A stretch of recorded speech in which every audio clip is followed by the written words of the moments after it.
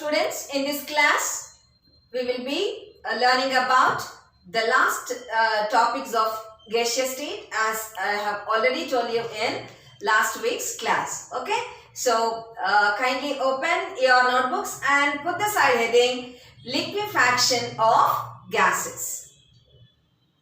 Okay students, liquefaction of gases. What's the meaning of liquefaction? Conversion into a liquid. Okay, so how a gas can be liquefied, students? How can you liquefy a gas? We can liquefy a gas by two methods. What are they? Did the two methods come into your mind? What are the two methods? Yes, one is cooling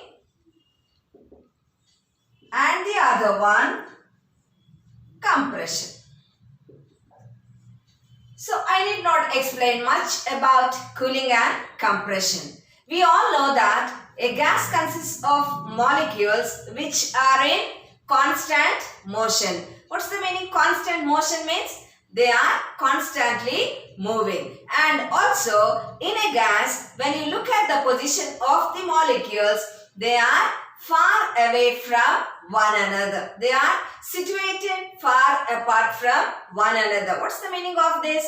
The molecular distance is very much high. That means the intermolecular distance is very much high in a gas, and also as they are far away from one another, if we look into the attractive forces among the molecules, the intermolecular forces of attraction also will be less. Okay, such a gas, when it is subjected to cooling, that means when you are reducing the temperature, the molecules, what they do, students, they come close to one another, by which the distance decreases and also by which the attractive forces between the molecules increases. On further cooling, when the temperature is further reduced, what happens?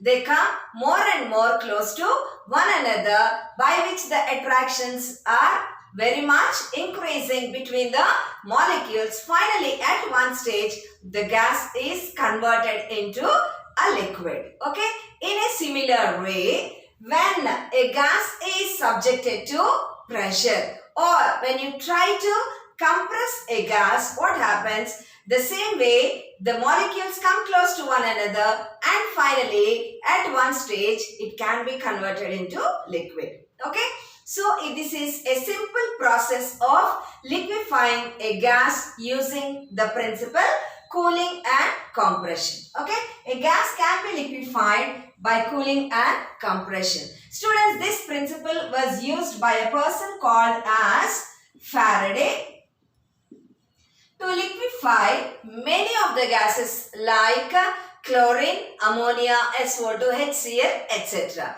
So how did he liquefy these gases? By using the simple principle called as cooling and compression. What did he do, students? He has taken a V-shaped tube like this. Okay, placed one arm in a beaker consisting of freezing mixture, and in this, that means this is one arm, this is another arm. Okay, here the gas is being generated in one arm of the V-tube, and by the time it reaches here, it gets converted into liquid by external cooling. How is the external cooling given, students?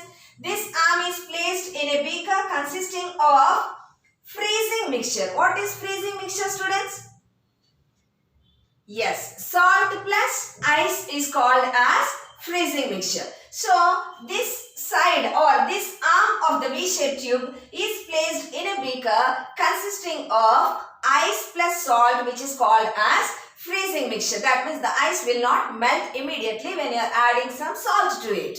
Okay, so external cooling and the compression, pressure of its own. Okay, so this gas is liquefied or converted into liquid with the help of external cooling and also the pressure of its own. This is a simple method called as cooling and compression.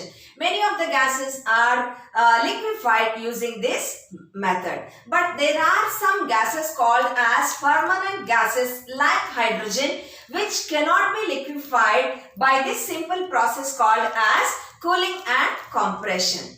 Why, students? What's the reason for this? If you go back to Andrews isotherms of carbon dioxide, there we have learned one point about 31.1 degrees centigrade. That is the critical temperature of carbon dioxide. That gas cannot be liquefied even if you apply so much of a pressure. Okay. So according to Andrew, any gas can be liquefied only when it is present at its critical temperature or when it is below its critical temperature. Above the critical temperature, you cannot liquefy the gas even if you subject it to some 2000 to 3000 atmospheres pressure. Same is here.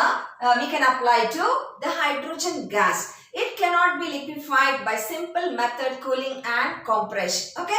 So such gases which cannot be liquefied easily are called as permanent gases, students. Okay. And if you look at the critical temperature of hydrogen or these permanent gases, the critical temperature will be at around minus 250 degrees centigrade, students.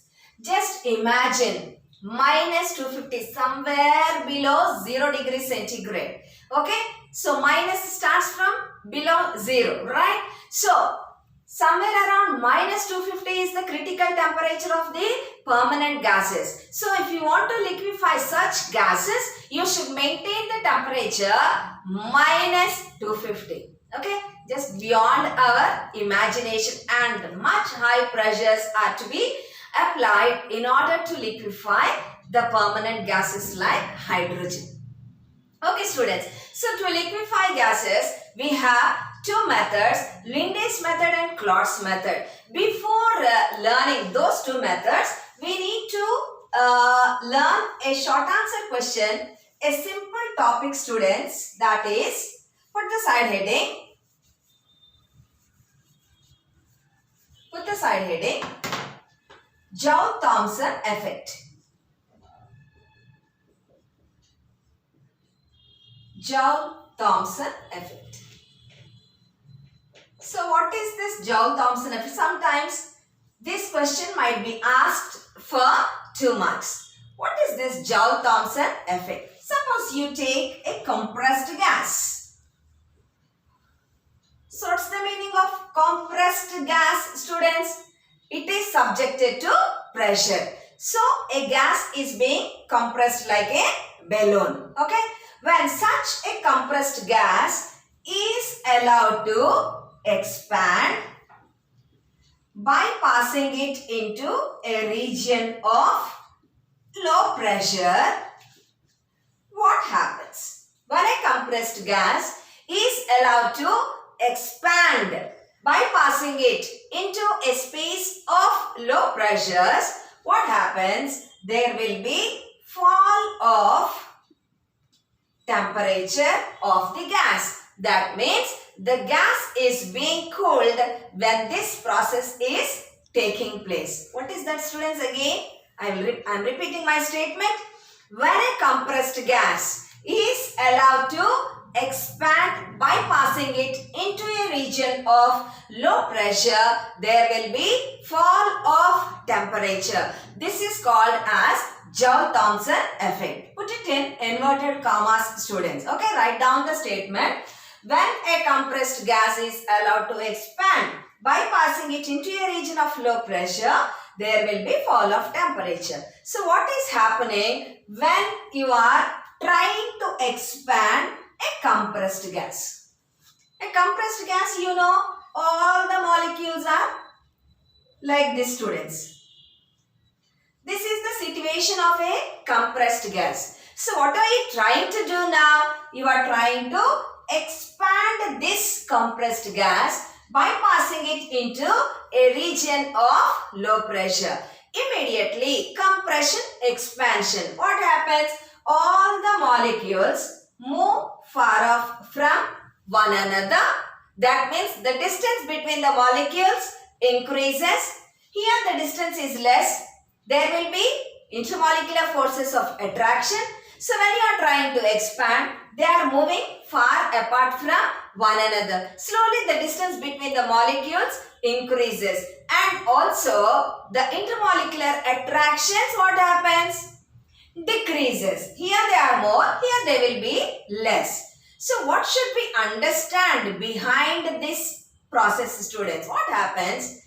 The meaning of intermolecular forces of attraction are being decreased means in order to overcome the attractions between the molecules, they are using some part of their energy. That means they are losing their energy. If this energy is considered as kinetic energy, we all know that K is directly proportional to temperature. Okay, so energy of the molecules is being utilized in order to overcome the attractions among the molecules. So some of the energy is being lost. That means temperature is also being decreased. Automatically we say that gas is being cooled when it is subjected to this process. Okay students, so this is the common understanding of the statement of Joule-Thomson effect. Okay.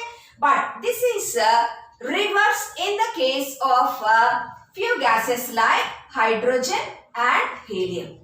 If you take a compressed hydrogen or helium and try to expand by passing into a low pressure, there will be rise in temperature, reverse of this. Then how to cool hydrogen and helium, students? Is there any process to cool hydrogen and helium, reduce the temperature of compressed hydrogen and helium? Yes, there is a process. So what is to be done? Take a compressed hydrogen or helium. Other gases, what we are doing? We are directly expanding, passing them into a region of low pressure. But hydrogen and helium, we cannot do like that. So what is to be done, students? Taking a hydrogen compressed in a compressed state, before you expand by passing into a region of low pressure, what is to be done? It is to be here. An intermediate step is there, students. First, it should be cooled to a particular temperature. Then, if you expand by passing into a region of low pressure, they behave like other gases. That means what happens? They will be cooled. That means there will be decrease in temperature. Okay. So only a small thing should be done, students. They should be cooled to a particular temperature by some external means. Okay. Then if you expand by passing into a region of low pressure, they behave like the other gases. Now what is this particular temperature up to which you are cooling, and then if you are expanding there is decrease in temperature? This temperature is called as inversion temperature. What is it, students? How do we define inversion temperature? The temperature below which a gas cools when it is allowed to expand is called as inversion temperature. What is it, students? Please write down the statement.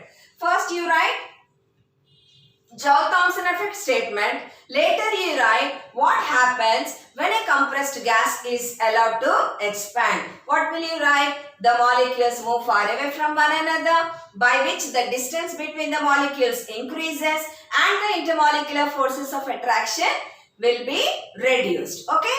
And in order to overcome the intermolecular forces of attraction, some energy of the molecules is being lost. Okay. If this energy is considered as kinetic energy, we all know that kinetic energy is directly proportional to temperature. Put it in brackets. Hence, the temperature of the gas also comes down. That means the gas is said to be cooled. Okay. But this is not in the case of hydrogen and helium.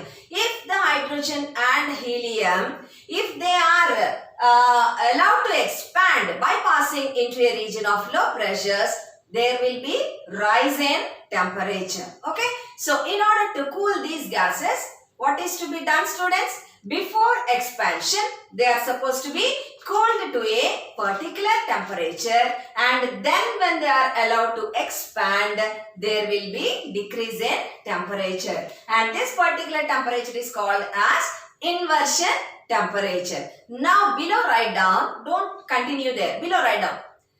Write down. Are you ready?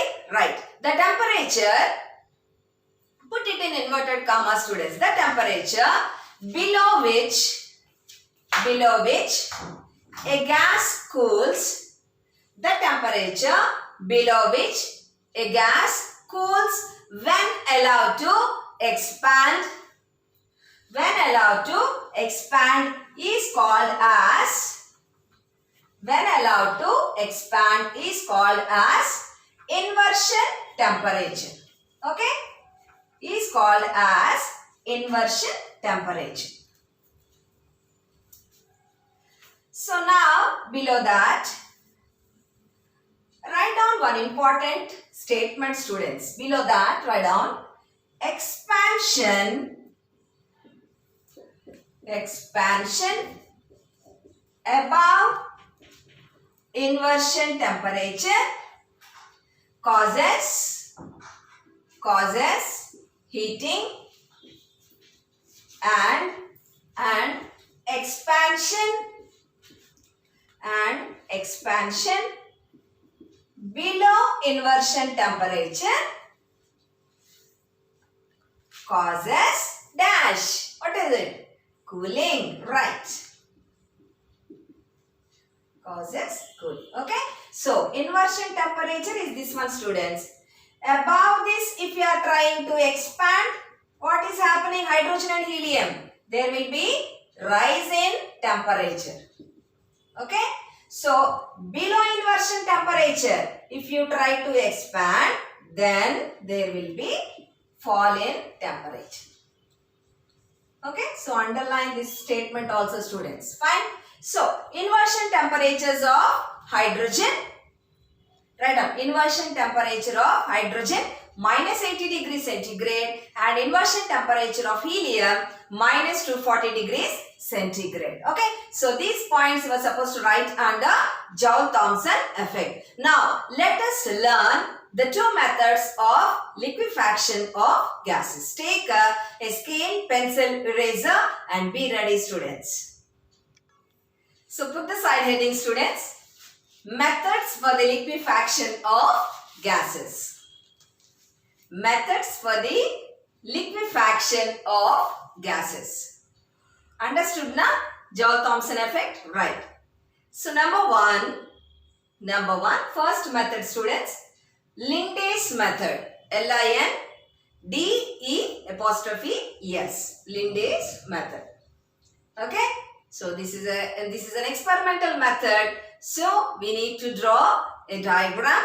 Okay. So the diagrammatic representation of Linde's method is this one, students. Please kindly draw this figure neatly with a scale. I cannot use a scale and pencil on the whiteboard. Okay. So kindly bear with me. But when you are drawing in your notebooks, draw it neatly, students.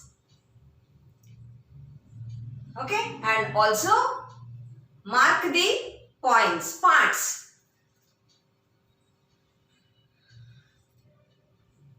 So if you can complete within 60 seconds, I feel really happy. So here, students, put an arrow mark and write down fresh air.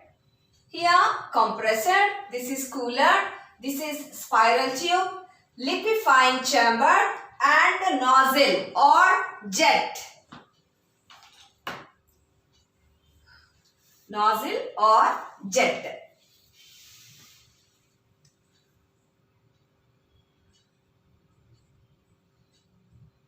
Once again, fresh air coming inside. Next is the compressor. Next cooler. Next spiral tube. Next liquefying chamber. And this one is nozzle or jet. Okay, students, 60 seconds time up. Okay, now let us see how the gas is being liquefied by Linde's method. Okay, students. So the first step is fresh air. That means pure and dry air. What's the meaning? Pure and dry air, students. Pure means free from impurities and dry air means free from moisture. Very good. So pure and dry air, now a stream of that fresh air is allowed to enter into the compressor. So the meaning of it says that the fresh air being entered into the compressor, it gets compressed. So it is compressed to about 200 atmospheres pressure. Okay, students, pure and dry air is allowed to enter into a compressor where it is compressed to about 200 atmospheres. Okay. Now, from the compressor, the compressed air is allowed to pass through a pipe. You can see here, students, around this pipe there is a cooler fixed over here. So now this portion of the pipe we can call it as water cooled pipe. Okay. So why a cooler is fixed over there?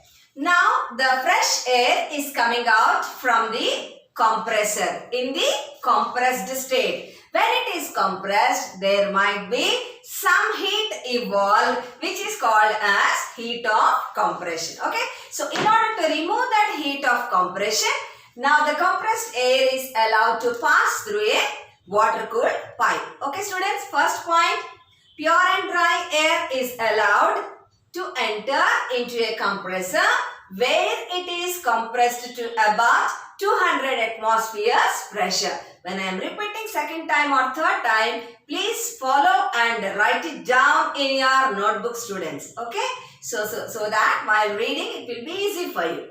Fine. Pure and dry air is allowed to enter into a compressor where it is compressed to about 200 atmospheres pressure. Now, this second point, this compressed air is now allowed to pass through a water-cooled pipe.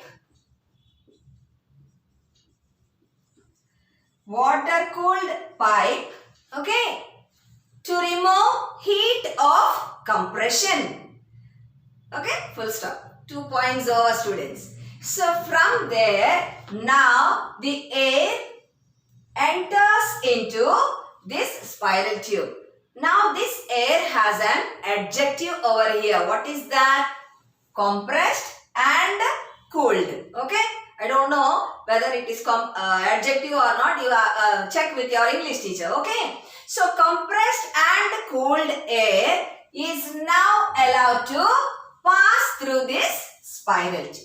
Okay, now slowly it is coming down, and there is a nozzle at its end. Okay, end means END, not AND. Okay, so the compressed air, when it escapes into this chamber, how it is coming through this tube, students? Like compressed, like this. Okay, when it escapes into this chamber, now it is free and more space is here. So immediately what happens? It gets expanded. So 200 atmospheres pressure comes down to 50 atmospheres pressure. Okay, so what did we learn in Joule-Thomson effect? When a compressed air is allowed to expand by passing into a region of low pressures, there will be fall of temperature. So what happens obviously here? Its temperature comes down. Pressure is being decreased. So this air, it will not stay here. What it will do? This cooled air again, it goes up. Okay. So to meet its friends. So some air will be coming inside. Okay. So this cooled air, it goes up. This cooled air, when it touches the compressed air, what happens? That compressed air also, it becomes or it gets some cooling effect, and that means some heat is being reduced. Okay, so the total air again what happens, it escapes into the liquefying chamber. There it expands, again it cools, it goes up. So like that this process will be happening until we are allowing the compressed air to pass through this spiral jet. Okay, so finally by these two processes, what are the two processes? Compression, expansion. Compression, expansion. By these two processes, what happens, you know, students? Air at one stage, it gets converted into liquid. Okay, so this liquid can be collected by through this. If it is having some pipe over here, it can be collected. Okay, students, right? Understood now? It's very simple.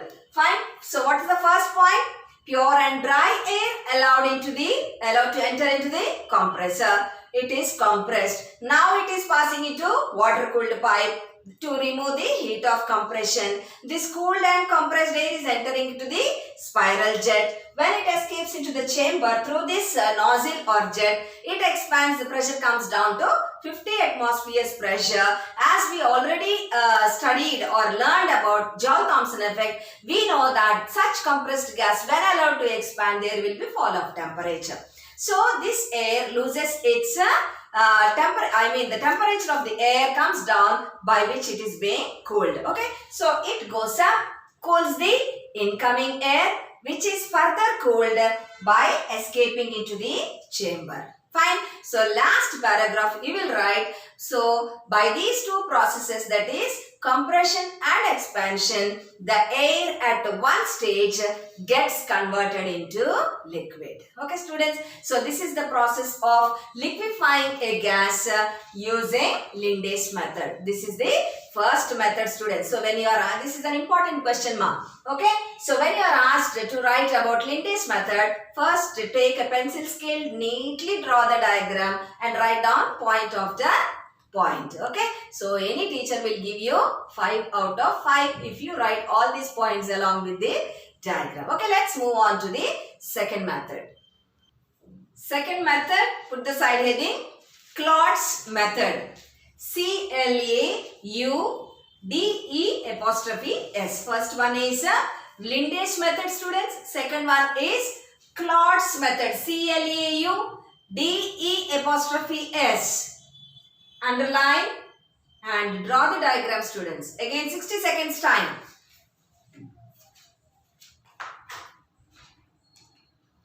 Carefully draw the diagram. Mark the or note down or write down the parts of the apparatus.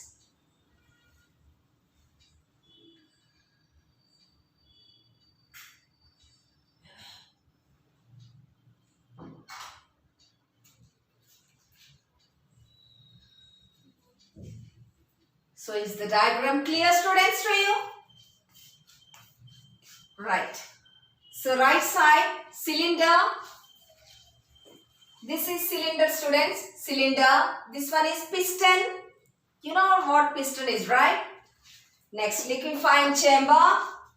This is the compressor. Here again put an arrow and write down fresh air. This is the spiral tube with a jet or nozzle at the end.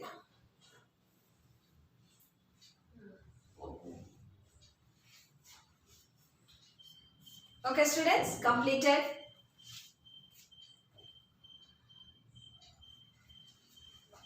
Cylinder, piston, liquefying chamber, compressor, fresh air, spiral tube and jet. Okay, so almost the process is same, students, like the first method. Same here also, a stream of fresh air, that means pure and dry air is allowed to enter into a compressor where it is being compressed to 200 atmospheres. Okay, students, first point common, pure and dry air allowed to pass or enter into a compressor where it is compressed to about 200 atmospheres pressure. Second point, So now this compressed air is made to pass through a bifurcated pipe, students. You can see here a portion of the air is coming this way and a portion of the air is coming this way. It's going in two ways. Okay. So you can write down the second point. The compressed air is allowed to pass through a bifurcated pipe. B-I-F-U-R-C-A-T-E-D. Okay. Full stop. A part of the compressed air, students. Where is it going? A part of the compressed air, it is entering into the cylinder. Okay. So as soon as it enters into the cylinder, this compressed air, what happens, students? It pushes this piston outside. Okay. So it is pushing the piston outside means, what should we understand here? It is doing some work. Okay. Some work is being done by the air. So when it is doing some work, it is losing some of its energy. So energy is being lost means what is happening? Temperature is coming down. So it is getting some cooling effect. Okay. So that air, when it is entering, when it is coming down into the liquefying chamber, automatically the pressure will be decreased and the temperature is also reduced. That means the air is being cooled, which is coming from the cylinder into the liquefying chamber. Okay. Now this air which is being cooled enters into the spiral tube, cools some part of the air is coming this way now. Okay. So this cooled air is going up, cooling the incoming air, and when this air comes or escapes into the chamber through the jet or nozzle, what happens? It is still being cooled. It's still further cooled. Okay. That means the temperature is further decreased. So this way, what is happening, students? At one stage, the air gets converted into liquid and the liquid can be collected from this pipe. Okay. So one extra point you are supposed to write, students. What is it? It is being passed through a bifurcated pipe. A portion of the compressed air is entering into the cylinder, which is pushing the piston outside. That means some work is being done by the air. That is, its energy is being lost, which means that the temperature is being decreased. Okay. So this cooled air, when it enters into the liquefying chamber, it is further cooled, and this cooled air goes up and cools the incoming air which is coming through the spiral tube, and when this air escapes into the chamber through the nozzle, the temperature is further decreased. So by all these processes, at one stage the air gets converted into liquid. Okay, students. So this is the process how the gas is being liquefied using Claude's method. Okay. So there only expansion and compression, students, in Linde's method. Here some work is also being done by the air along with the compression and expansion. Okay. So these are the two important methods for the liquefaction of gases, students. Okay. So in this class, what did we learn, ma? We have learned liquefaction of gases. So gases can be liquefied by the simple process of cooling and compression. Later, hydrogen cannot be liquefied by a simple process, and hence it is called as permanent gas. Why? Because its critical temperature is at around -250 degrees centigrade, which is very difficult to liquefy. Later, we have seen Joule-Thomson effect. When a compressed gas is allowed to expand by passing it into a region of low pressure, temperature falls down. Okay, and we have seen about hydrogen and helium also, and we have learned about inversion temperature also. Okay, so next, what did we learn? Methods for the liquefaction of gases. First one is Linde's method, and next one is Claude's method. Okay, so with this, our gaseous state unit is completed, students. So now it's your turn to prepare for your internal exam. Okay. So next week I will meet you, or that is the next class I will meet you with the second unit. Okay. So be ready for it, students, and have a nice day and have a good day. And also, students, please stay safe when you are going out. Wear a mask and maintain social distance. Okay, students. Thank you. Take care. Bye-bye.